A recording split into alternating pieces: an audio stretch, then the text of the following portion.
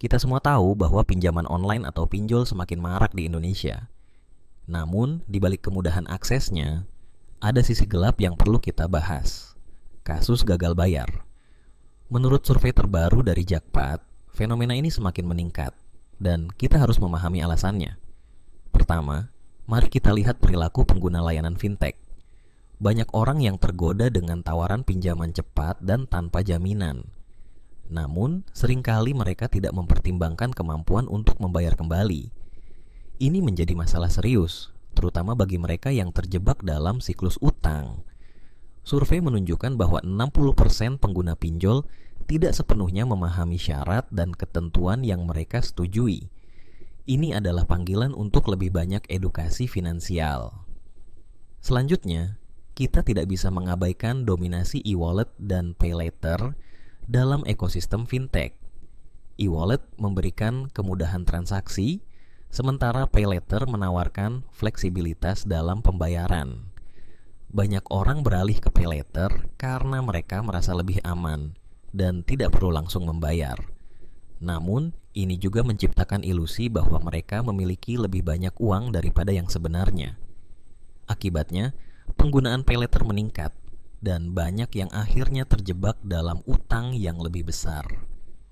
Alasan penggunaan pay later sangat beragam. Ada yang menggunakannya untuk kebutuhan mendesak, sementara yang lain hanya ingin menikmati barang-barang yang sebenarnya tidak mampu mereka beli. Ini menciptakan pola konsumsi yang tidak sehat. Kita harus ingat bahwa setiap kali kita menggunakan pay later, kita sebenarnya meminjam uang, dan itu harus dibayar kembali. Tren pengguna pinjol juga menunjukkan bahwa semakin banyak orang yang mencari pinjaman untuk menutupi kebutuhan sehari-hari. Ini adalah tanda bahwa banyak dari kita yang hidup di luar kemampuan. Dalam survei, hampir 40% responden mengaku menggunakan pinjol untuk membayar utang sebelumnya. Ini adalah siklus yang berbahaya dan sulit untuk diputus.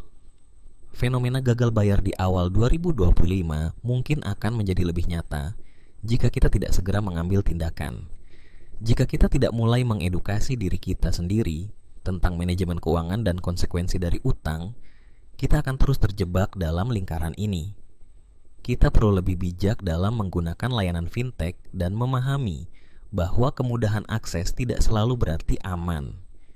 Mari kita mulai berbicara tentang keuangan dengan lebih terbuka, berbagi pengalaman, dan saling mendukung dalam membuat keputusan yang lebih baik.